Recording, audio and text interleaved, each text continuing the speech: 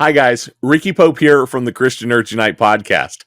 On the show, we dive deep into our nerdy fandoms and look at them through the lens of our faith by chatting with Christian content creators and experts who love comics, science, video games, media, sci-fi, and fantasy, discovering how their faith shapes their creative work and their lives.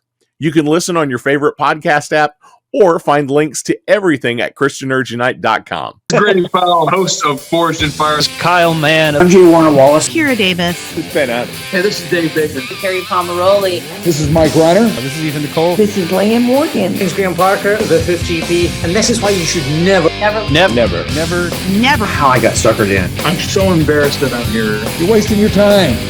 You got better things to do. Never listen. Those darling, yummy Reverend and the Reprobate. Hey everybody, welcome to the Reverend and the Reprobate, a show where two best buds interview people they have no business talking to. My name is Lucas Pinkert. I'm an actual Reverend, and here with me, as always, it's a man who's so excited about last week's episode with Michael Uslan, he hasn't slept a wink. It's Big Dan Flip Gibson. That's so many Red Bulls. No, you're off Jocko Go? No. I am drinking some Jocko Go's, dude. I'm jacked. Use that JJJ10 code to get 10% off with our friends at Jesus and Jiu-Jitsu. I at this point, I think I've had all the flavors. Yeah, I like the Whoop Assault, which is the watermelon one. Is that the one that's camo? No. So I haven't had that one. Whoop Assault, I think, is the had American green, flag I've one. had the sniper one. I've had the orange. Okay, so sour apple sniper. Sour apple sniper is named after JP Donnell, who that's a boy. Is going to be coming on the show. That's a boy, dude. Yeah. Come on. He was the see if he can bring us some energy drinks. The point man for Delta Squad during the Battle of Ramadi. Yeah. It's a serious dude. Who once told me, as we were just like casually talking about something, he was like, yeah, this reminds me of this one time in Ramadi where I just jumped out from behind this wall to cover fire and just fired up my machine gun and chopped people in half. What reminded him of that? I don't know. I was like hiding behind a door. Well, whatever he's drinking, I'll have one. There you go. The sour apple sniper. Sour apple. Yeah, sour apple. Today on the show is Cal Jameson from the Breaking Rad YouTube channel. He's never killed anyone. He's also scripting and illustrating comics. He talks a little bit about Shinobi Sasquatch, his character and comic book that he's created, as well as all the stuff that the guys do on Breaking Rad, and gives you a little bit of insight into what the beginning of Comicsgate was, how that started, and where it's at right now. So without any further ado, let's do it. My mom's out of prison. Cal Jameson. Well, on today's Sweet Clean Airways, Dan Fwip. Are we starting this episode We're with going to something start that I right said? now. No, You're going to start? I'm just going to start right here. I hate you. Thank you. I hate pastors. On today's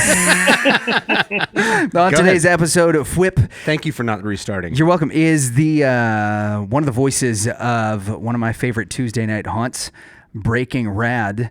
It is comic book author Cal Jameson. What's going on, man? Yeah, it's better. I'll tell you what. I'll tell you one thing. Much. It's better than his previous Tuesday haunt underneath the bridge. Yeah. Have you just been like watching Norm? I've been clips? watching a lot of Norm Macdonald. This is unbelievable. So this is what you're going to get the entire interview, Cal. Just so you know, I'm in. It's going to be underneath the bridge in the Trinity River. This guy, when I met him. You want to tell anybody about a moth before we get going? All right, Cal. How are you doing, sir? Oh, I'm doing just peachy, man. Great day here in Phoenix, Arizona. I like your Run D&D shirt because it looks like the ant. Is the ant a dragon head? Yeah, it is. Yeah, that's awesome. That is a really awesome shirt. I'm with you. That's also the problem with wearing awesome shirts with a dad bod is that there's stuff that gets stuck in the fold. Yeah. Well, where you're like, I think something in the middle there looks pretty cool. But speaking of dad bods, Dan, would you like to share with Cal how much weight you've lost in the last couple of weeks? 12 pounds, although I went back up 2 pounds. Because congratulations on the 10. Yeah, thank you. I binged over our anniversary weekend / my birthday. We went to Snuffers 2 times. I got fried mushrooms twice. Yeah. That's our favorite place. Snuffers is the way to go. I could tell. I could see it in your face. No, you can't tell. But also, you can't tell anyways, because not enough has changed. Yeah. But over a long enough period of time, it will. Yeah, for that sure. That being said, on today's episode... Are you trying to start us over again? Yeah. Yep. So, Cal, Breaking Rad. Let's get to it. Yeah, let's talk about Breaking Rad. So we found out about y'all's show over, of all places, the cesspool of Twitter. And I have we found out about Breaking Rad. That we haven't moved on yet. Hold on. Yeah, okay, yeah. On today's episode, we have Cal from Breaking Rad. Yes, we do. And I want to know, based on your shirt, what did you think about the D&D movie? Yes. That was good, right? Thank you. Yeah, so I watched it the other day on my phone. Right. While I was drawing. Why? So I like to have something on in the background, and I found myself stopping and like picking up my phone and watching scenes. So I liked it. I thought it was good. I want to watch it on a big screen. I thought it was lovely. Good. What's it on that I could stream it right now if I wanted to watch it? Peacock? No, Paramount? I don't know. I haven't seen it. I am a Chris Pine fan. You'll love it. Really? Yeah. I think fun. I will. We will solve this. I believe it's on Paramount. We'll solve this. If you don't have a login, I'll get you one. Oh, I've got one to just about all of the login things. Okay, good. It's way more expensive to have all the login things than it is to have just purchased cable at this point. Like we've gone in the other direction. That's interesting. We went so far in cord cutting that we bought like 1,000 cords to cut. Yeah. And then like it would have been cheaper to just keep the cord. Just to keep the cord. But you know what's free? Breaking Rad on Tuesday nights on YouTube. And today on our show we're talking to I believe it's Cal. live. Correct me if I'm wrong. We're talking to Cal Jameson from Breaking Rad. So hey, what's talk to us about Breaking Rad. How did the show get started? What's the show about? Because like I said, we found out about it. So I became aware of you guys on Twitter. I'd seen a couple of the hosts of the show tweets, and then you guys followed us on YouTube. You subscribed to our channel, and we immediately went to check your stuff out. And I was like, I think this is a couple of the guys that we've been, kind of seeing in a lot of the Twitter conversations that we were a part of, or just kind of around. Yeah. And sure enough, there y'all all are. And the first episode that I saw, the first episode, that I saw was you guys commentary on a fake wrestling thing that was going on, which was awesome. I want to get to that stuff later, but talk to our audience. Tell us what Breaking Rad is, how it got started, and what your part of the show is. And whether or not you think aliens are real. Yeah, that'll be the follow-up, whether or not aliens are real. We definitely talked about that. Breaking Rad, where it's kind of like you guys, we're just Christian nerds, just trying to, put some positive, encouraging some positive, encouraging entertainment out into the world. We were kind of all part of the Comicsgate movement. Okay. Back when comics started going super, bad for lots of reasons, there was this massive revolt, kind of like Gamergate, but with comics. And unlike Gamergate, none of those guys at Gamergate can make their own games, right? Right. But with comics, it's a skill set that's a little easier. Writing. Everyone thinks they can write. An artist, you can find an artist to draw your book and pay him some money. So that's kind of what Comicsgate was. It became like a revolt against the system that became its own system. People started making comics, and so that's where I met the other three hosts, Macho Dan, Muttman, 6 AM Comics. You guys have we awesome all kind names. of realized we were Christians, So how did you find out that the other guys were Christians? Are you guys in forums together doing that? Because not everybody that's part of Comicsgate is a Christian, and some of the members that are not Christian, even though they would consider themselves like very conservative, are way, way, way into things that would definitely not be considered good or positive in from a Christian worldview. And also, what do you think the aliens look like? Man, you're tempting me. I just want to go in the alien direction here. Don't take the bait. Don't take the bait yet. No, not yet. We should definitely talk about that. Yeah, me too. So I think it kind of was easy because like early on in Comicsgate, we had some prominent, like some of the prominent guys were Christian. Like Doug Tnaple was part of Comicsgate for a while. Yeah, he's all right. He's very known Christian. Mike S. Miller, who worked for Marvel or DC or something, was part. And then there became, like you're saying, this kind of unwholesome aspect started coming to the forefront, and that kind of pushed away a lot of the Christians. But during that conversation, it was kind of easy to find the other Christians. You know, we're the guys going, can we stop putting boobs and everything? Yeah, like, do we have to? That's what I was going to ask. What kind of unwholesome? Yeah. So you're talking about like drawing the female form and being provocative with it. Provocative, yeah. That's good. Oh, I'm talking about actual topless, like actual nudity. Oh, like, okay. That's pretty common. So not even like Black Widow in landing in a perfect form with a skin tight leather. You're talking way beyond. Yeah. Yeah. Yep. Yeah. Yeah. Way beyond. Don't give me that so look. we all found each other through that, I think. And we started out as a Discord channel, I think, or no, just like a message group on Twitter.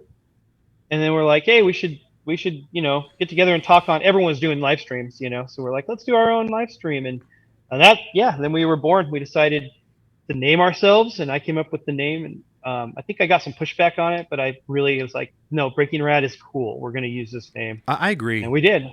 It is cool. I think I do tend to think whatever you're going to name it at first, the whole a rose with any other name would smell as sweet. Right. If your content is going to be good, the name will be cool. If you have a really awesome name and you just are just a big giant turd, then it's going to, it's going to be that. Like the Foo Fighters is a dumb name. Yeah, it's real bad. But they're cool, I think, and it's an awesome name now. Do you guys know the origin of the name Foo Fighters? Yeah. Aliens. Let's talk about it. No. Okay. So I really don't. Aliens. Yeah, I don't know the origin of the name Foo Fighters. It's aliens. Yeah. Okay. Yeah, World War II, right? World War II, Japanese. Cal, tell me the story. Fighter pilots would see alien, like UFOs, and they called them Foo Fighters. I don't know why. Yep. I have. I didn't intend inkling as to why it was in the Pacific. I didn't intend to tie this all together, but it is happening. Wow.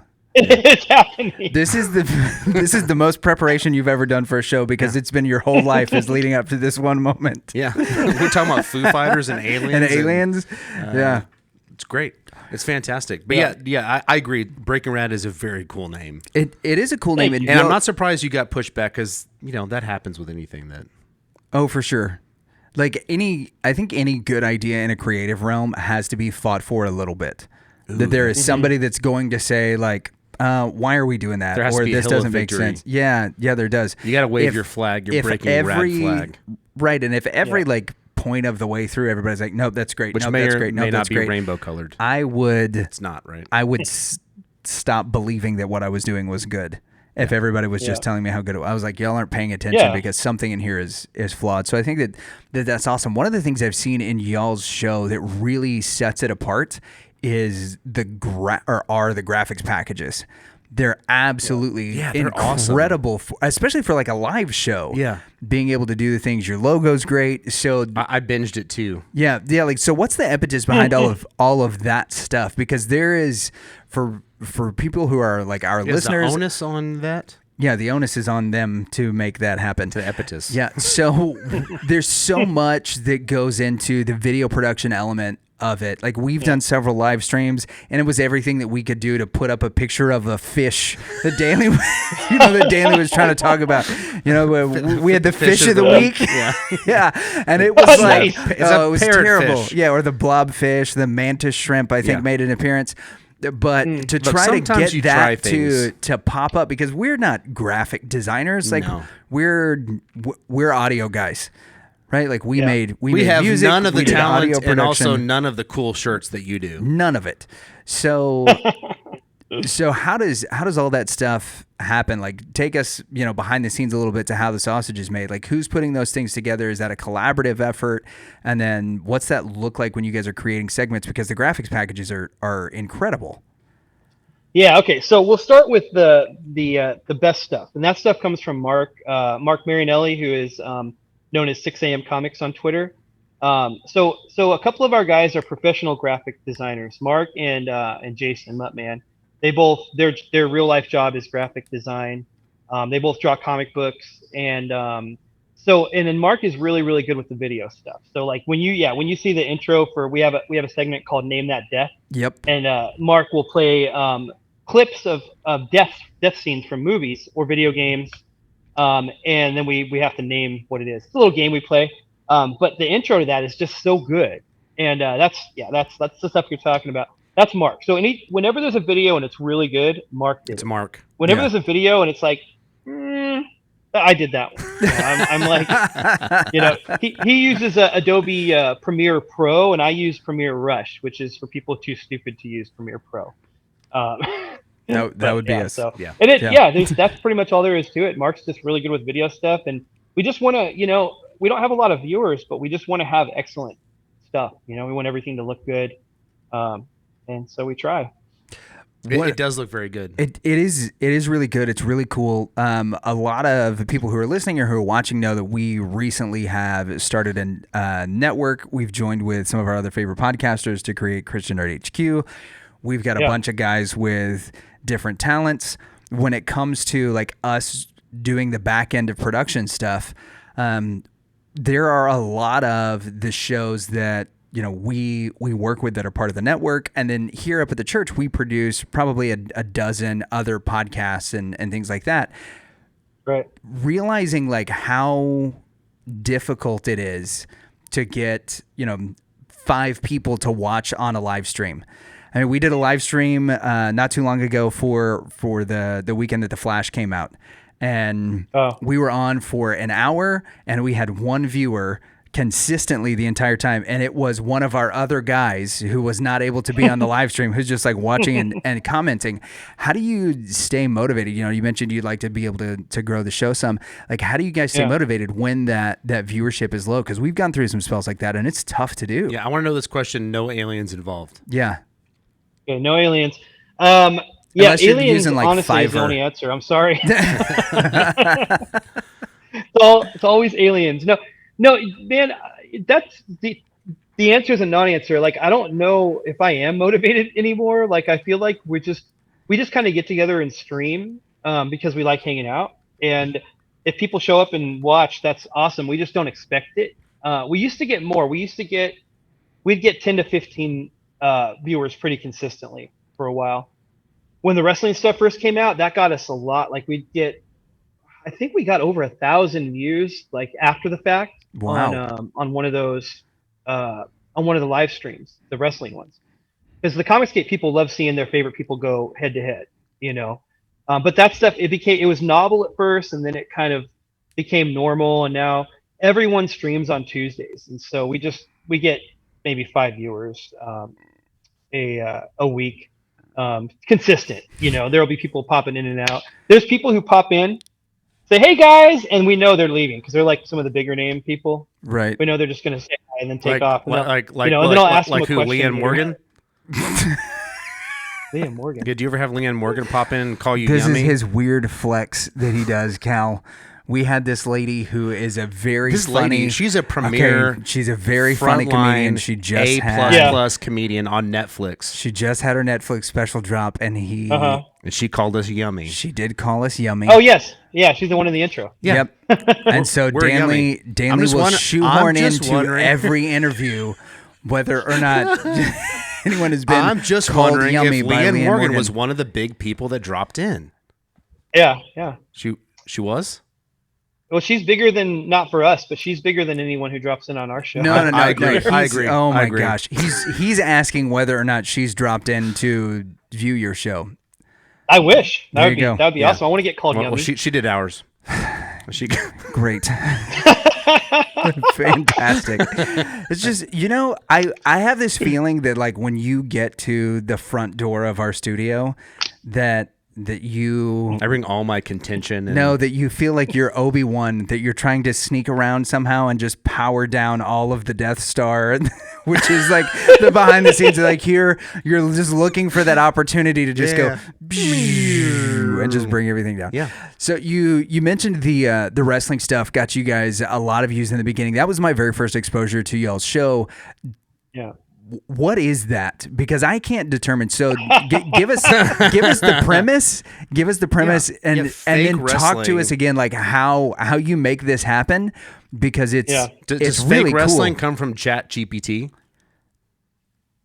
Well, I honestly think Mark should start using that in the future. But for now, he uses a wrestling game called WWE 2K or something like that. Okay, awesome. I forget what it is, but it's one of those games. He just got the new version, and the guy literally, he just sits there for all day long, looking at Ethan Van Sciver's face and like making him look like making the character, and then he does that for all the guys in Comicsgate. Because it's insane how closely they look to the people that they're supposed to represent. Yeah, and it's impressive. Yeah. So are the matches? Does he just like make both of them the computer and do it, or is it scripted like in real sports entertainment? Yeah, no, he does that. He lets the computer. Yeah. He lets the computer play. I think he gives everyone the same weight so that it's completely equal, and then he lets the computer play, and then he'll sometimes let 3 or 4 or 5 go, and then pick the best one. But we don't predetermine. Like he doesn't like say, okay, that person's going to win, so that's the one I'm going to pick. He finds the one that's the most exciting to watch.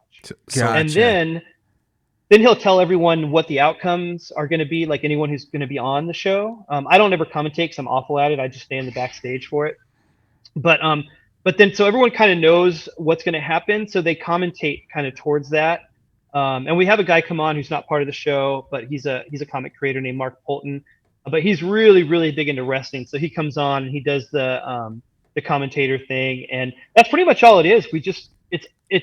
We're pretending it's real, right. Just like in real wrestling, which is totally different. You're pretending it's real. It sounds like this digital game is more real. In fact, probably so. The outcomes are less likely to be predetermined than.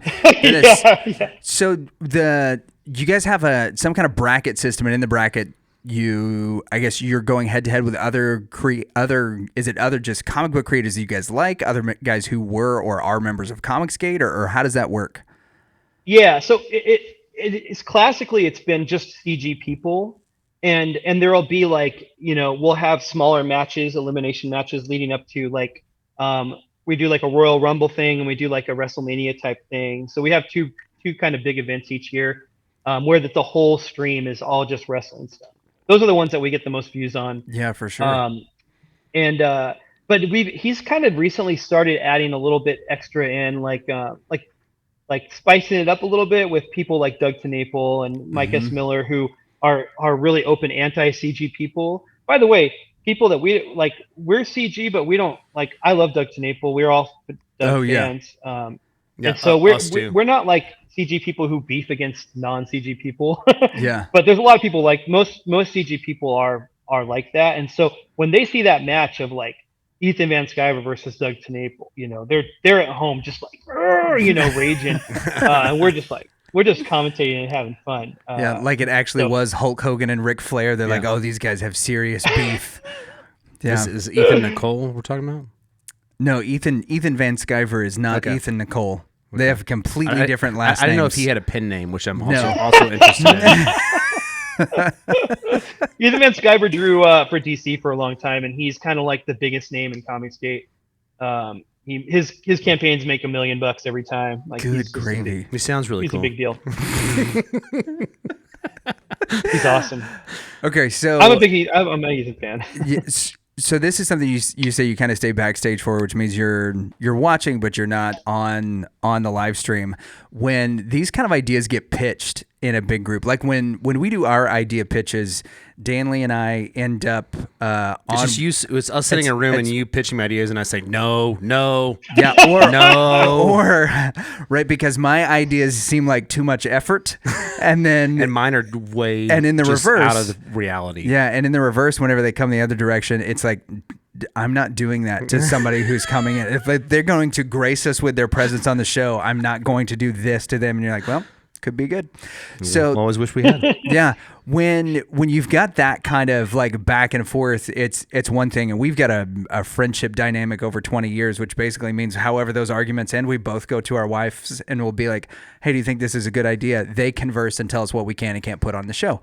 That sounds right. Yeah. So for y'all, it seems like it's a much more collaborative effort. So when an idea like that comes across, because it's taking so much effort from, the guy, you said he went by like 6 a.m. Comics as his thing, right? His handle on Twitter and on the show.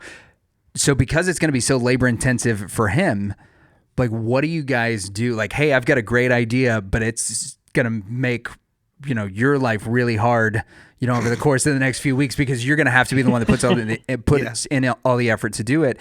Is it a collaborative thing where you guys try to figure out how to split up work, or are you just like getting the creative juices going and everybody's just into it because they, kind of for the love of the game thing?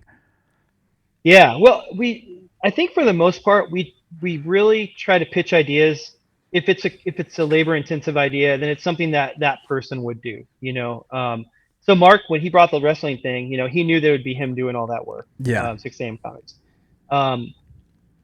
There's not really any other segments that are like super labor intensive. Like Mark puts together the Name That Death game, and that's him just finding movie clips. So I'm sure that takes him a little while. But yeah, I think for the most part, it's kind of like, most of the ideas are stuff that's like very little. You don't have to get much buy-in from the rest of the crew. Now, sometimes they get shot down just because they're not good ideas, or we try them. Like we used to do a segment called Bad, Rad, or Sad, and we watch trailers. Yeah, it's a cool name. Yeah. Yeah, and we have a great intro for it. It was an afterthought intro because we were like, Mark, you didn't make an intro for that, and it's really short, but I think it's great. But watching trailers and commenting on them didn't really no one liked that. So as fun as I think it is, it's like easy to do. Yeah. Because you just watch it and you go, I like that, or I don't like that. No one really liked that. And so that was Muttman's idea. And Mark always gives Mutt crap about it. And Mutt's like, we should do that again. And so, the pushback is usually just because we don't like an idea, not because it's going to be hard. Right. Now I have my big contribution to the show is called Top That. And it's it's like a writing pitch competition. So we will generally get like some writing prompts the previous week, and then we'll all kind of write a short pitch for a story, and then we'll take turns pitching, and then somebody wins. Okay. And it's a fun game, and when everyone contributes, it actually usually turns out good, especially if we have to bring drawings. But most, not everyone always has time to work on that. And so that's an idea that like it is good and people do enjoy it, but it's hard to get everyone to buy in because like you're saying, like everyone has to do work on that. And so I'm trying to find ways to make it fun without everyone have to be doing work on it. We'll see. Yeah. Well, in the future. You end up on your show, you do a lot of these like challenges like that, and then you'll go to kind of like the screen shared style stuff where y'all are bouncing back and forth between the drawings and those kinds of things. Now, you are a comic book writer. Talk to us about how you got into that, because you have recently moved into illustrating, and I've seen some of your illustrations on these shows, and they look stellar. Like thank you. You're doing a really great job. The characters are really interesting to look at. So what's that kind of been like for you? But let's start with, what got you into writing comic books and how you got sort of down that rabbit trail. Yeah. It's funny because I originally wanted to be an artist. Like in my teens, I just drew all the time, in the early 20s, you guys remember 90s Image, Spawn, and Wild Storm, and like when all the great artists broke off from DC and Marvel and started Image, that's kind of what got me into comics. And so I just wanted to draw cool, and so I didn't have the effort. Like I didn't want to put forth the effort to become a good artist. And then it kind of fell into music. When I became a Christian, I started I was already kind of playing guitar and singing, and so I got into music. And then 20 years later, now I've been a worship pastor for 20 years, and now I'm like just getting back into creating, or maybe for the past. I should probably rewind a little bit. About a decade ago, I started hanging out with an old friend of mine, and he's an artist. And so our idea was to make comic books, and he was gonna draw. What's that? So that's how it starts, and then worship pastor inevitably. Right. Danley's sharing a little bit of his own story and angst with you right now. Yeah. No, go ahead. Please continue. Yeah, I'd love to hear your story about worship pastor. No, we don't. There's not enough time in this. Give this him, segment. give him, as you like to put it, the elevator pitch for how you ended up in the position that you're in. Well, pandemic, which I think we share. Pandemic, not so much Comicsgate, but we. I didn't share in the pandemic. I was cooped up in a house, and he had mentioned, hey, Lucas had said, hey, I want to start a podcast. What do you think? And I was like, yeah, I'm in. I wanted to do it for a long time, and the rest is history. And that got me into joining his senior Sunday school Bible class, and over Zoom. And now I'm resisting the title of worship pastor. Yeah, that's pretty Accurate? much how it happened. Yeah. Yeah. That's it. That's the high level. So the three of us, we have two worship pastors, one reluctant, one resisting, but yes, yeah, and an actual pastor. Wow, that's. I like pretty cool. I like the word "actual" being thrown around. Two worship pastors and an actual and a real one, and an actual pastor, which is funny to me because this is the thing that I get most often. Like, so when we go to like leadership conferences and things like that, especially ones that I'm going to speak at, I'm getting ready to speak at a couple of youth camps. Ooh, that's not a good sign for me, is it? You're like Jonah, that you're a jerk that shows up and causes a giant storm, and then you hop off the boat and hope for the best for everybody else. Yeah, that's pretty accurate.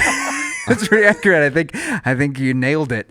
But like so when I go to these leadership conferences, so I'm speaking at some youth camps, I'm speaking at some leadership conferences this summer, and people will come up to me and they'll be like, "Oh, who are you here to see, or what are you here doing?" I'm like, "Oh, I'm speaking," and they're like, "On what?" And then they're like, what are your credentials? "Oh, I'm a pastor at a church." And like, "Oh, what kind of church?" I'm like, "A Baptist church." And then it's like people have this weird reaction to it every time where they lose all of the color in their face and they're like, and I can always tell when it's another like Baptist pastor that has asked me. You're the angry Christians. "Do you have long hairs and a beard and you're a Baptist preacher?" And I'm like, yeah, well, this is...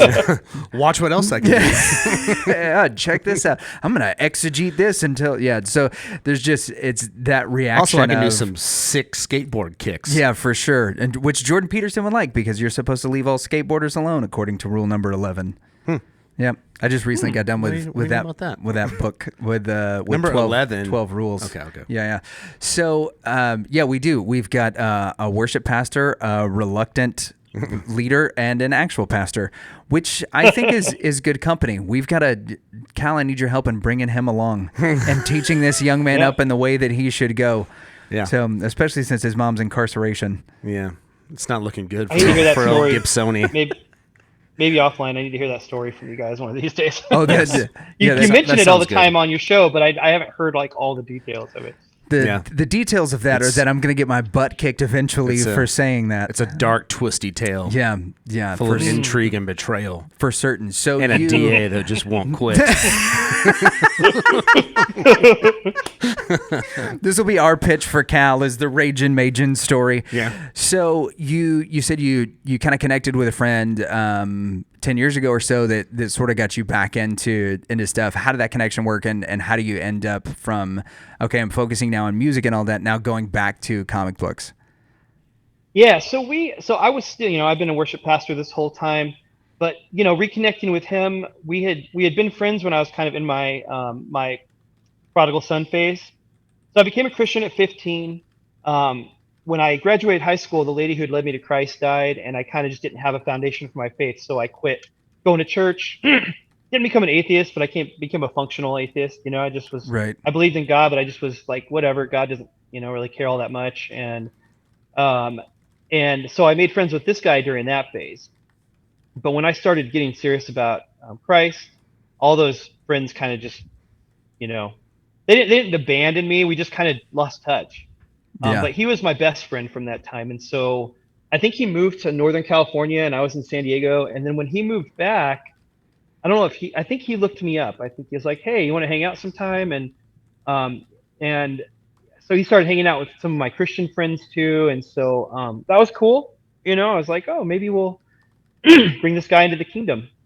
Well, that never happened. But during that time, we were like, "Hey, let's do something," And at first, we were like, "Hey, let's write movie scripts.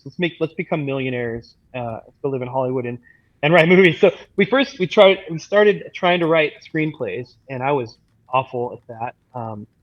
And then we were like, "Hey, let's make short movies."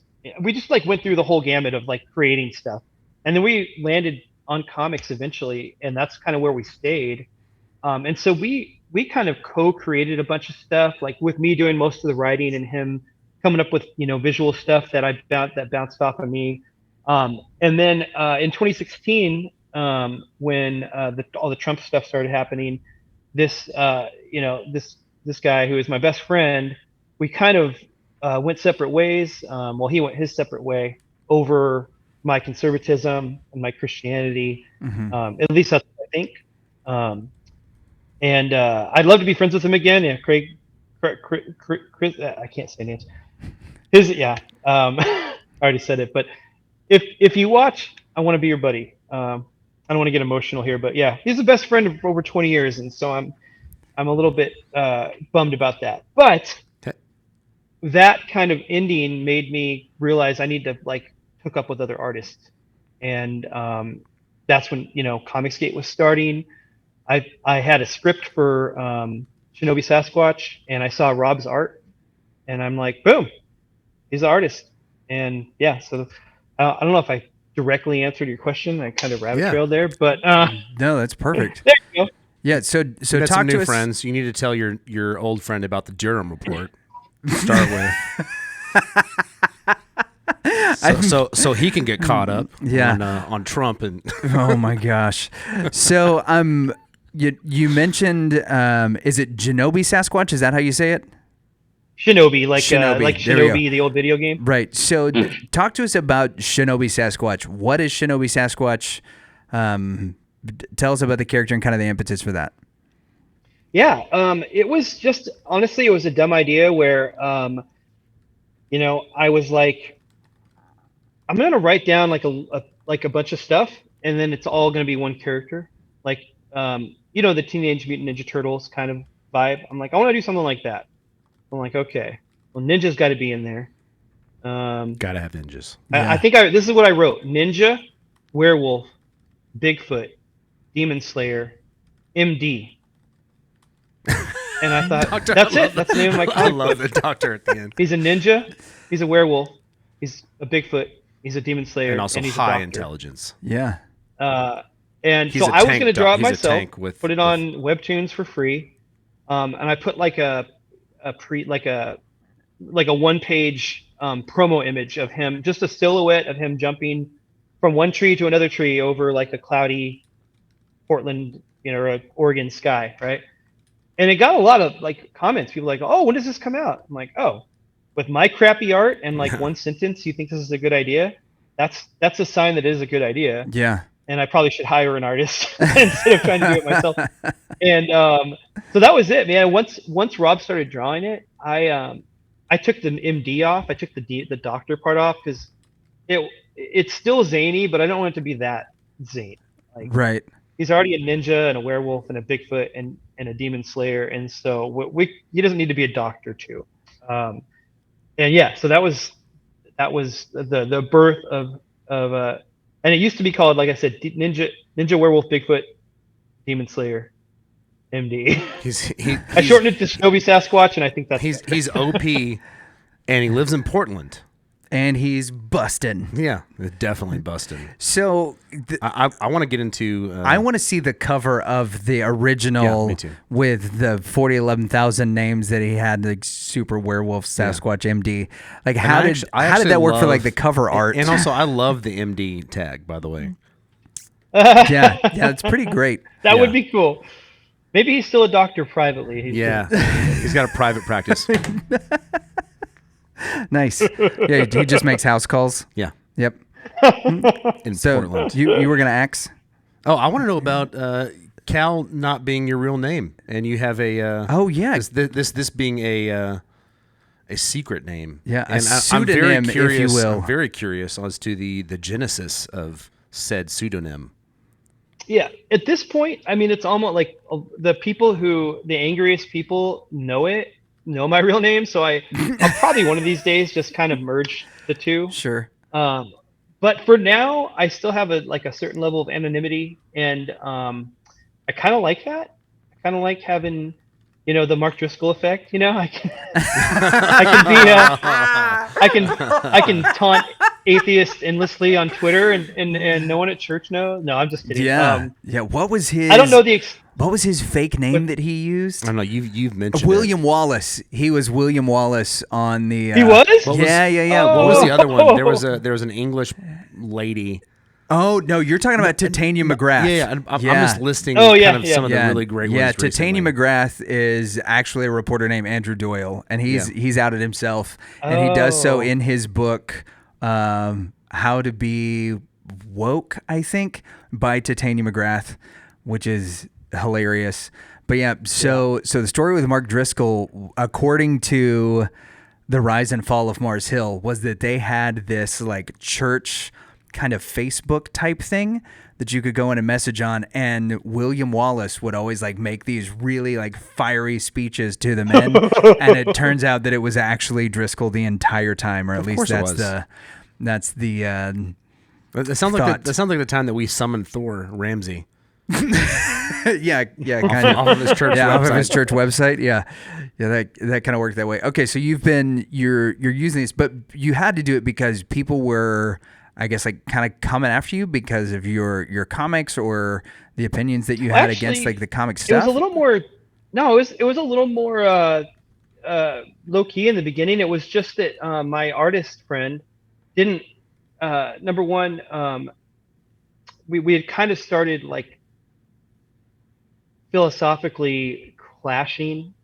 Even though I've been a conservative Christian this whole time, when Trump just kind of, he just made like if you vote for Trump or even think about it, like you're the enemy. Yeah. So that's kind of what happened. But during that phase, we were still working on stuff and we were still palling around, and it was just that we'd get in these heated arguments every once in a while. But then I started kind of hooking up with Comicsgate, and and he's just like, no, I can't be associated with that group of hateful, racist, bigot Nazis. And so I was like, well, I'll just use a pen name for them, and we can create stuff, with my real name. And then my pen name, that'll be my online persona. And I actually, at that point, I don't think I planned on even creating inside Comicsgate. I think I just wanted to interact on Twitter with people. Yeah. Without, sullying his name, so to speak. Yeah. And so I came up, I'm like, whatever, I'm just going to pick a fake name. And then, so Cal Jameson became a person, and that's me now. But then when Shinobi Sasquatch started hitting, getting kind of popular, all of a sudden now I've like, now if you Google Cal Jameson, I mean, it's the whole first page of Google, because of this comic that I did. Wow. And so, yeah, I will probably merge my personalities one of these days, but for now I'm Cal on here. Well, you need a machine to do that, or is that something that you have just natural power? It's a surgery. Yeah. Excellent. Excellently done, sir.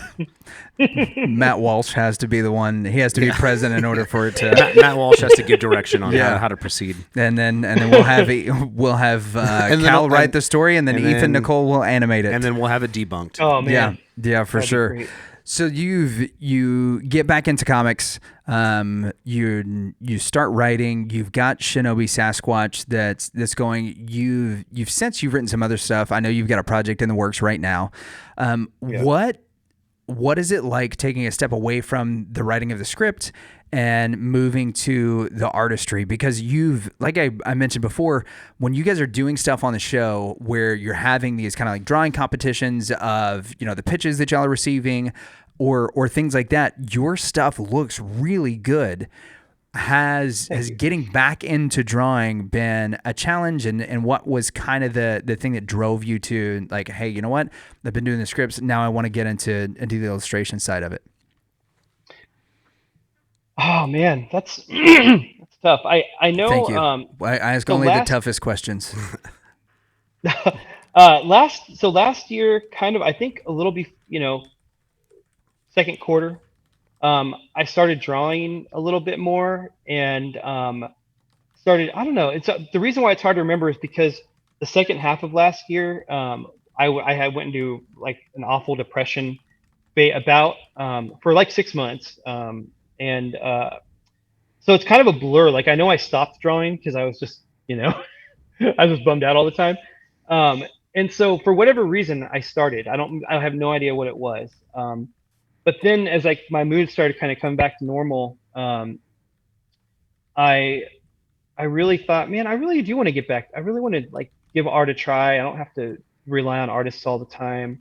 And so I was going to get an iPad on our phone plan. I'm like, I'll get, the iPad with the pencil and all that.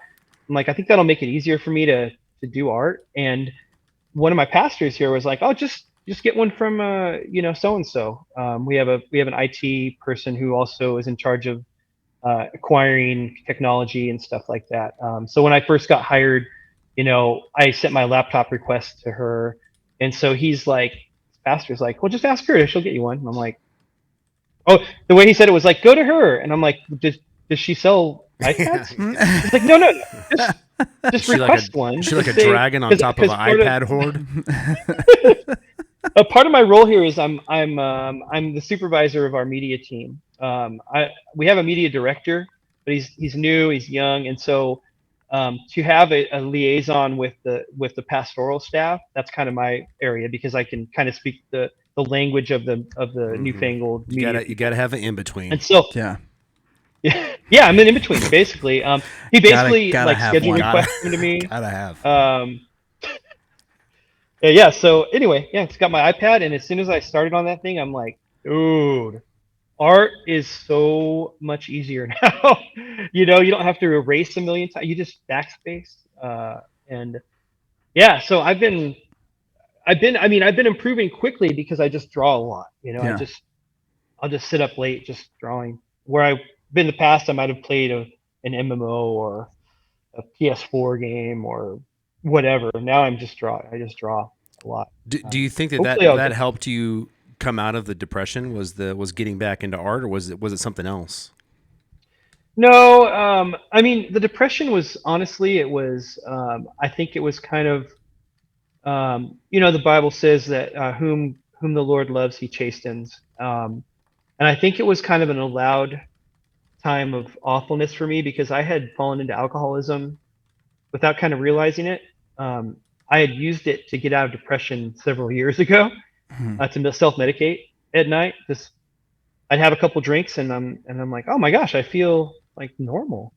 And it's weird because alcohol is a depressant, right? But somehow it, the Bible says wine gladdens the heart of man, and so I think it was that something about it.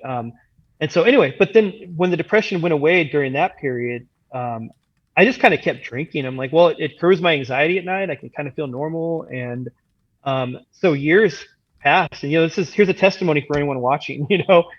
Years passed, and I kind of just fell into that groove of just at night I just have a couple drinks. I have a really high alcohol tolerance. I don't know if it comes from a family of alcoholics behind me, but and so I wasn't like getting drunk, but I was drinking way more than you're supposed to. And so like I know some people like real alcoholics will watch and they'll go, oh, that's not an alcoholism, But for me, like I depended on it to make me normal at night, so that does qualify. But saying all that to say this, I got a health scare, and I thought I had something really bad, and it was something that drinking made it worse. So I had to stop drinking. In that same time period, the depression started coming because I was worried I was going to die or something, right? Yeah. So I'm really depressed. I have existential dread. The thing that I normally rely on to bring my mood up, I can't do that. And then after about a week, I thought, you know what? I'm an alcoholic. Like I've been like I've been doing this and not realizing, that I'm looking at God and saying, I know your word says you're enough, but no, I need this other thing. And so I don't know why it lasted so long. Maybe that's how long the Lord knows that I needed to go through it in order to really get that out of my system, thinking that I needed that. So I know we went a really serious turn here for a moment, but no, it's good. I think that me coming out of it was more just natural. Like I usually, when I have depression, it lasts just a couple of months. This one lasted, like I said, a really long time. And so drawing has been something I can do now because I'm not depressed, it's something that kind of gives me joy when there's already joy. Yeah. Anyway, yeah. Sorry for bumming you guys out. No, this is not at all. I mean, this is... It bummed him out. This is the stuff that we talk about constantly, and that we've had several guests on to talk specifically about this, because this is what started our show. I also have struggled with this too, so yeah. You didn't bum me out. No, and I think this is one of those things that when I asked, we don't talk about. What did you come out? What brought you out? I truly kind of want to know too. Yeah, it's something that has helped me and will help me in the future and can help other people too. Knowing what helps. Yeah, because I'll tell you one thing that doesn't is alcohol and sitting in bed. Oh, for sure. Yeah. Right. Which is what you tend to want to do, which is just be alone and shut the world off. Yeah. And there's like that. I think we internalize so much as men, especially when you're in a leadership position. And even though this is Levi's 10 months old, so I'm pretty new to this, but we had a scary start. And now like we're looking at like my son was born 2 months premature. My wife's water broke when we were, on her way. Our audience knows this, so the quick version is my wife's water broke when she was 7 months pregnant. We were like 31 weeks, and we were heading down to her grandmother's birthday party, who was turning 90. Her water breaks. We end up in the hospital about 100 miles away from home, and we spent 3 days there. Had to drive her back to like our neck of the woods against medical advice to try to get into a hospital. Spent 2 weeks in the hospital. Levi's born 2 months early. There was a lot of stuff that was touch and go, and now there's still a lot of those things. Like, like now the latest thing, and this is again like I kind of know that it's nothing, and I haven't talked to you about this at all. So this is great. Wonderful share on air stuff. You're saving for the show, which is what I always say to do. Yeah. So like, although maybe not in this instance. Yeah. So like we're having to do tests to see like whether or not he's got palsy. And like all of that stuff is so big and so heavy and so hard to deal with, because like the likelihood that he does is really, really, really low. But the doctors are like, no, it's just something that sometimes NICU babies get. And just like throwing it out there is enormous. It's one of those things that like, so I've had a double mastectomy. I've since had a lumpectomy that I have in February. And it was just like when the word cancer was thrown out, like it kind of, for a lot of people, sort of like took their breath away of like, oh my gosh, like not just my friend could have cancer, but like my pastor could have cancer. And so that had a weird effect on people. When my parents were talking about it, they were like, all right, so if this is that, what's going to happen? My wife and I weren't married at the time. We were engaged. I had to have the first double mastectomy a couple of months before we got married. Was all of those things are like kind of swirling around. That is something that is like me. Like, I can figure this out. I get it. And I know that my hair grows back. So like if I lose it all and look like, what's the guy's name? Walter White. No, I'm Breaking thinking Rad. the guy Just that does tie it in. yeah, there you go. But Jeff Ross, if I have to look like Jeff Ross, the Roastmaster General? the Roastmaster General, if I got to look like him for a couple of months, like that's fine. I can figure this out.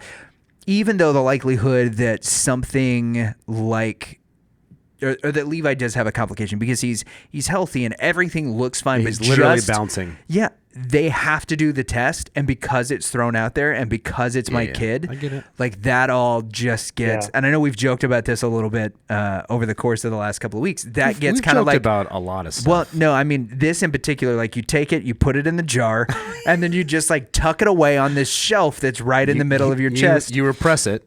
Yeah, and then, it's like, and then it explodes violently some point in the future, but you deal with it then. And that's a Bill Burr joke. Is like, you know, you take that feeling, you put it in the jar, you repress it, you put it on the shelf, and then you just wait for who's going to have to pay for that later because they accidentally got too close to that jar. Probably going to be your wife, unfortunately. Yeah. Well, and so like communication and all that stuff is a big deal, but you know, we've had several guys on here where we had a conversation with them, namely the guys from Forged in Fire, both Grady Powell and David Baker. You know, Grady was in combat in Iraq and Afghanistan and he was a Green Beret. And then we get to, you know, he's home. He's dealing with friends that have dealt with the same thing. One of our friends who was a Navy SEAL who served with Chris Kyle, like coming home. He was the point man on Chris Kyle was on the Charlie team, or Charlie platoon. He was the point man on the Delta platoon. They hung out together. The depression that they both dealt with kind of coming home, what Chris's work with, with guys whenever they came back home was, his own struggles with depression after that. David has talked about it. It's one of the things that we don't discuss. And when we do, we just talk about like how bummed we are, and nobody talks about like how to recover from it. Right. So like your answer, as much as you may want to say like, hey, that bummed me out a little bit, or brought the show down, like this is the kind of stuff that has to be discussed. Because if all we're talking about is that there is a problem and we're not offering up any of the solutions that are there, highlighting the problem is only good if we're offering solutions. And so like those kind of things, like finding a creative outlet. From my perspective is when your friend offers something, take them up on it. Yeah. Yeah. And don't be afraid to reach out. Yeah. You know, because that's also, you know, one of the big things. When we were off air, we were talking about an awkward text message that I received earlier this week. You know, Cal and I talked about it. You and I have had a lot of conversations about it. And I wonder like how much of that is this is a legitimate, point of contention, or how much of it is like this person in particular sent this message because like this is their reaching out for help. Yeah. Right. That was what I thought. Yeah. And who knows? You know, but having grace with each other, understanding that these kind of things happen and that there is an other side to it.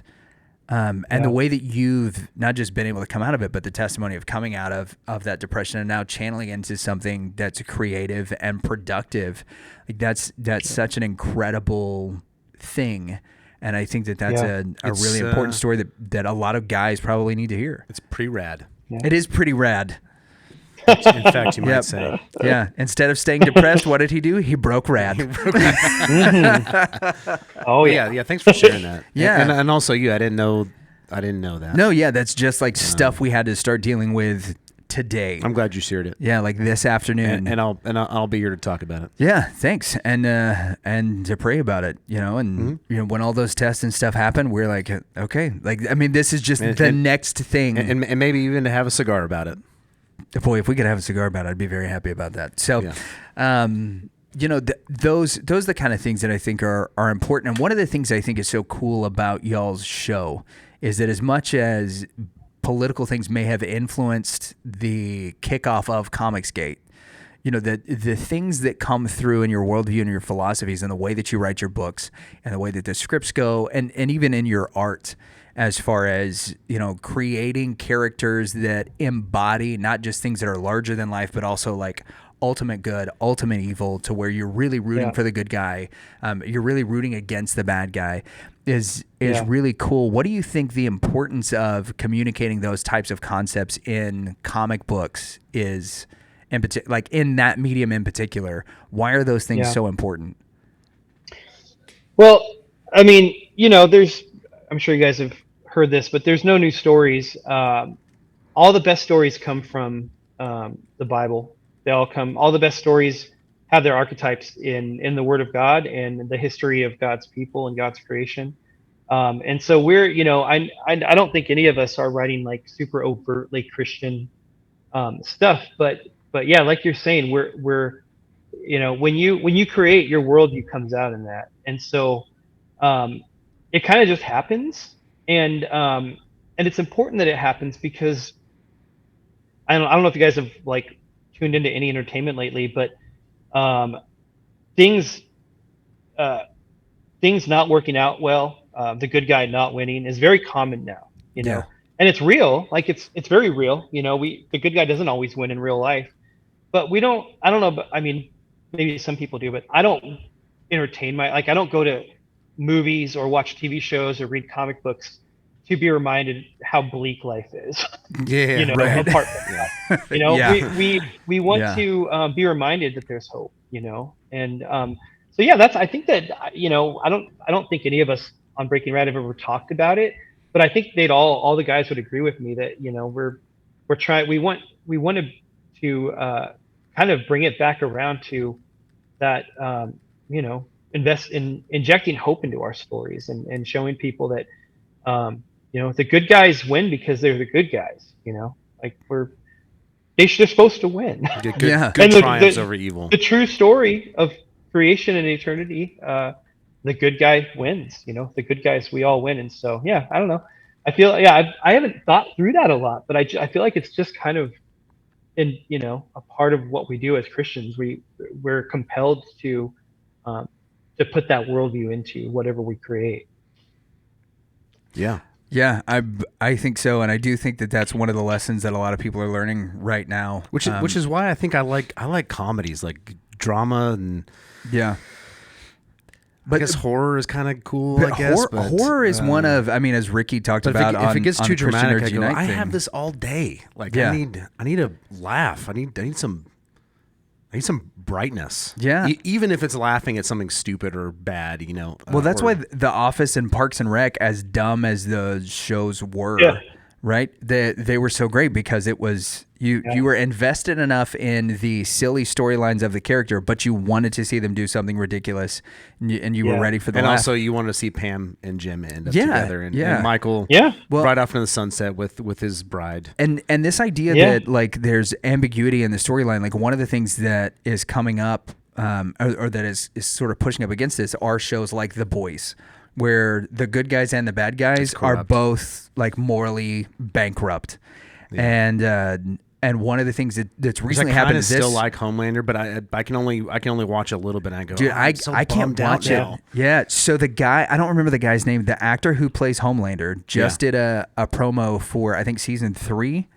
And there's so many people that are excited about it. He came out and like wrote a small piece, made a little comment. He was like, all of you people who are rooting for Homelander and who are fans of Homelander, you have completely missed the point of the show. That in a world that is morally bankrupt, everybody loses. The superheroes lose, the villains lose, the people lose. If you are rooting for Homelander, you have completely missed the point of what we're doing.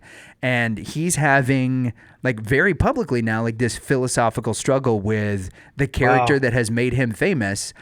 As like, now that you see that people are glomming onto it, is that it's like, oh, that there are people out there who don't understand that the good guys need to win, or that there need to be good guys. Yeah, we need to be careful with charismatic leaders and people, and pay attention to their actions. Ooh, boy, now we're stepping on some theological toes there. Not quite nearly pastoral enough to say those kinds of things, Dan. Not pastoral at all. I refuse. Well, Cal, as you well know, we end all of our shows with a segment that we like to call Controlled Rowdiness.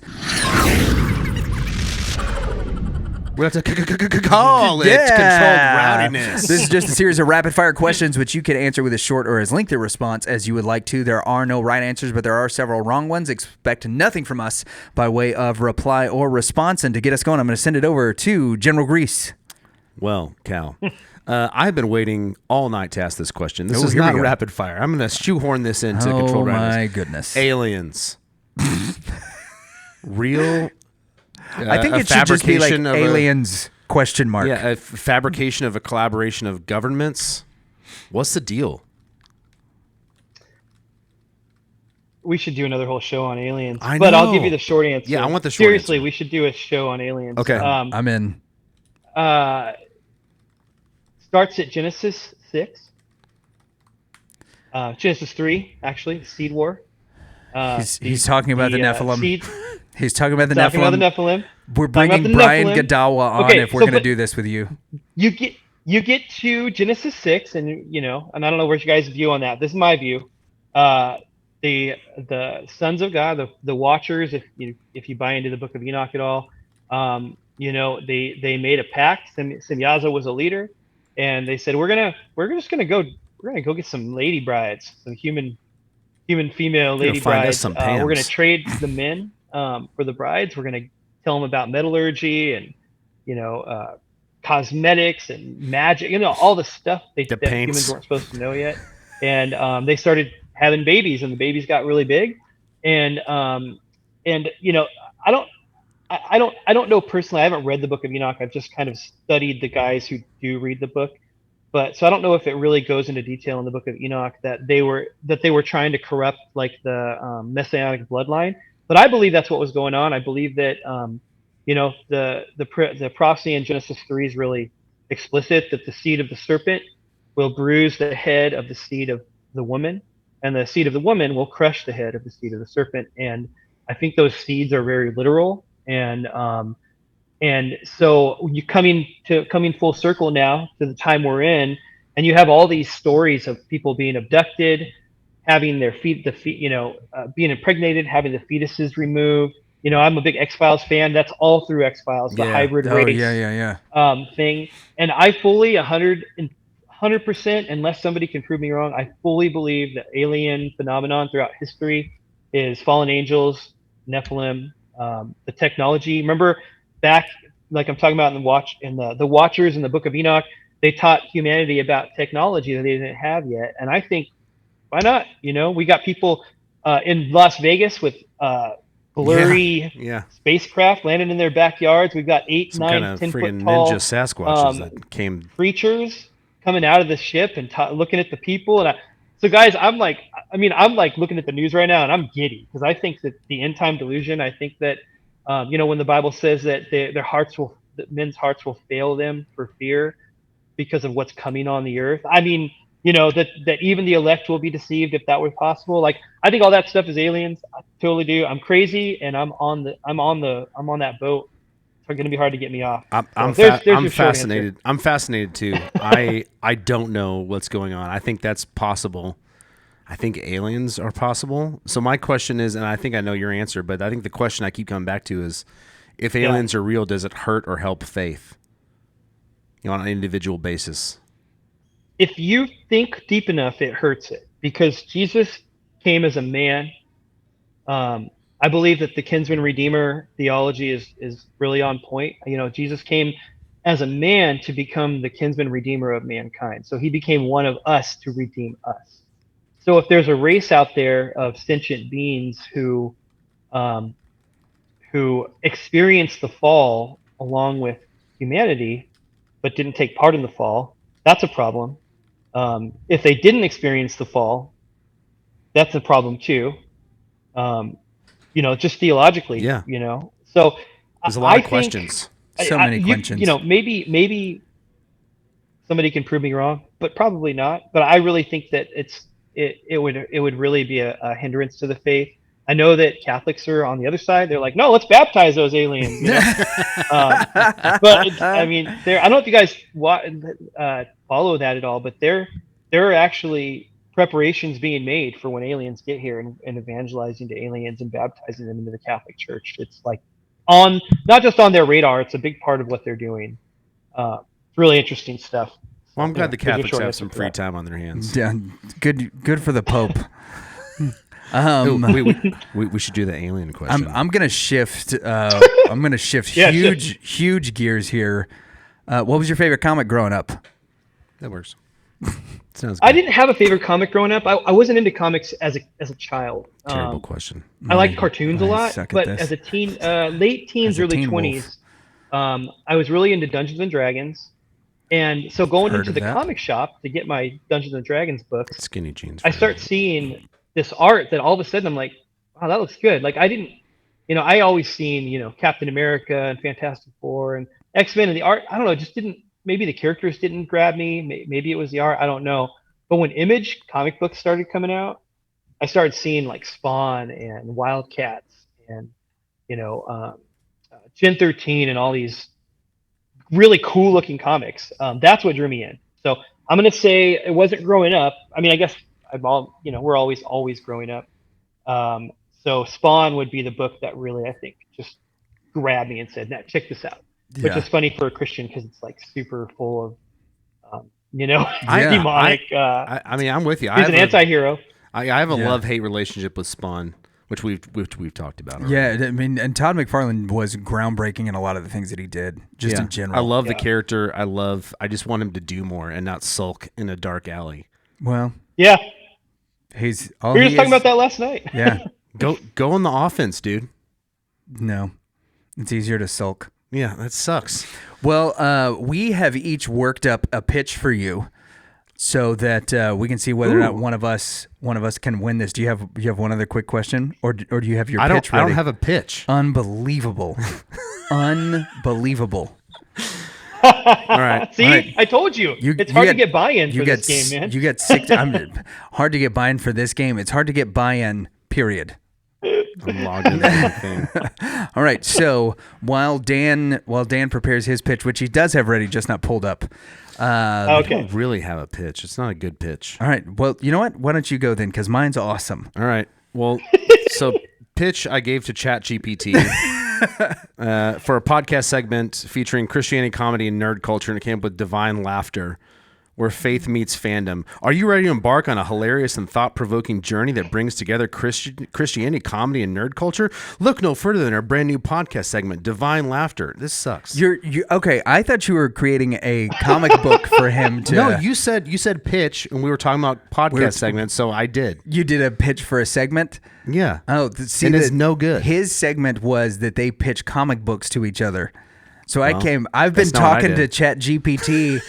So go with yours. You win. Yeah, you win. My prompt was that ChatGPT was an editor for Marvel, and I have asked it throughout the course of this show, like what it needs from me. And then after it's determined everything that it needs, I was like, based on those parameters, can you just write something for me? Okay, what is it? And so here's what it came up with. You tricked ChatGPT. Celestric and the Comic Conquerors is an electrifying cosmic odyssey where the fate of the universe hangs in the balance. Led by the indomitable Celestric, forged from the formidable celestial alloy, the Cosmic Conquerors unite to combat an imminent cosmic menace. Celestric's metallic form radiates cosmic energy, striking fear into adversaries and inspiring unwavering loyalty from his comrades. Comrades, I hate that word. With celestial might at his command, he unleashes devastating cosmic blasts, reshapes reality, and conjures celestial constructs to annihilate enemies. Celestric guides the Cosmic Conquerors. Each member brings their unparalleled powers to the cosmic battlefield. They traverse star systems, facing formidable foes and grappling with moral complexities of wielding cosmic authority. And using pronouns. The Cosmic Conquerors combines breathtaking visuals, pulse-pounding action, and profound character journey. Dude, the first one it gave me was like 2,200 words. I've been trying to get it to squish since then. I just kept hearing. Go ahead. You've just kept hearing Celestric over and over. This series immerses readers in an epic battle of cosmic proportions where only the boldest and most powerful can claim victory. Prepare to be captivated by Celestric and the Cosmic Conquerors as they defy the boundaries of possibility, reshaping the universe with audacious might. Together they confront the encroaching darkness, ensuring cosmic triumph and restoring harmony to the cosmos. So I think the Cosmic Conquerors on a cosmic adventure, defying the imminent threat and embracing the destiny of the universe in this awe-inspiring tale. Get to it. Only the indomitable can conquer the cosmos and secure the future of all creation. So I think the twist here... Are you ready to unleash Cosmic Conquerors with the might I'm going to punch this up. I'm going to punch this up. Cosmic Conquerors. There you go. That was it. This is a comedy. I'm going to punch this up. This is a comedy. Yeah. And they all are, communist, socialist, and they can't do any of this. This is their pitch. They can't do any of this because they can't get past talking and not making enough noise and not clapping because it's triggering and all of this. Yeah. Point of privilege. We talked about not getting political, and I don't think hasn't happened in this episode. So Cal, outside of the word comrades, what do you think? So the problem with and this is a problem with ChatGPT. It's way too much. ChatGPT. I think it's they're good. both pitches were just on the nose. They're exactly what you asked for, with You no better creativity. believe it was. You know, like you asked for a very specific That's what stuff, Lucas wants. and they just gave you that He wants a exact quad specific stuff. venti zebra mocha. Every time. Every time. What I need is I just went to Starbucks and ordered my comic book, and it came with the name Pucus on it, and they were like, "It sounds like Lucas," and I was like, yeah, "Well, I'll take it." Remake it, coffee boy. We got a quad venti zebra mocha for Pucus. Probably me. It's my drink. I'll go ahead. That's my drink. I'm not crazy about the name, but is that Pucus? Did that happen? Is that Pucus with an L? Yeah. Oh, yeah. That's a legit thing that happened at Starbucks. There you go. No, they didn't. They knew your name wasn't Pucus. Yeah, Come on. Yeah, who knows? But maybe I just come across as a Pucus. Well, Cal, thanks so much for joining us on the show tonight, man. Tell our audience where it is they can find if they want to follow you on social media. Yeah, well, check us out on YouTube, Breaking Rad, pretty easy to find. On Twitter, I think I'm Jameson Cal. Yeah, I think that's right. I don't know. Jameson Cal. Do not follow Cal_Jameson because that's my old account that I can't get people to switch back over from. Yeah, the other guys, you can just find them through me if you want to find any of the other Breaking Rad guys. That's it. And Breaking Rad is Tuesday nights at what time? Oh, yeah, Tuesday nights at 9 Eastern. I'm in Phoenix, so I have to always go to the Eastern time because mine is different from the rest of the country. But yeah, 9 Eastern every Tuesday. Well, most Tuesdays. And Instagram. I'm on Instagram at.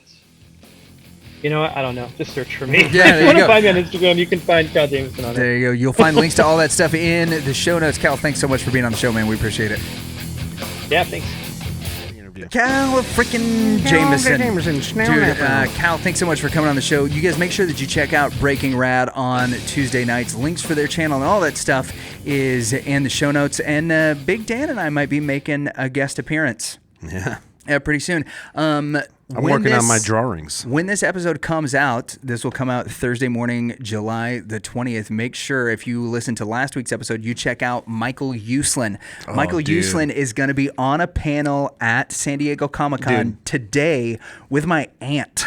Dude, Michael Uslan is the original bro. He is. And so what they will be talking about today is the curated exhibit that Michael and my aunt and one of the people at my aunt works for the Comic-Con Museum. She's on the board there. Michael Uslan white-knuckled his way for decades into forcing a Batman movie, which was Batman with Michael Keaton, and then on everything else Batman. Today he is talking about the debut of the Comic-Con Museum's exhibit Excelsior, where they are honoring his very good friend and the late great Stan Lee. Showzone. Yep. If only. No. But there's a lot of number ones that are going to be on display there. A lot of the very first from edition, his own collection. Some from his collection as well as some of his other friends who are just comic book historians. It's going to be such a cool exhibit. I've gotten a few pictures of it and have been told how cool it is. So make sure that you tune in to that. He's going to be on the Comic-Con Museum panel this afternoon if you're listening to this on the day that it came out. If not, go check that out because these are the types of guys that make the difference in comics. It's guys like Michael Uslan and guys like Cal Jameson who do it like literally for the love of the game that end up making the difference. Make sure that you support the guys over at Breaking Rad. Check their stuff out right now. Click on all the stuff. After this. Click on all the stuff in the show notes. Like our stuff first, and then go. Then go to Breaking Rad. Stay hard, keep jamming. Check us out. And we'll like it, and then go. I'm Cal Jameson, world infamous comic book writer, soon to be artist, and YouTube entrepreneur. And this is why you should not watch the Reverend and Reprobate podcast.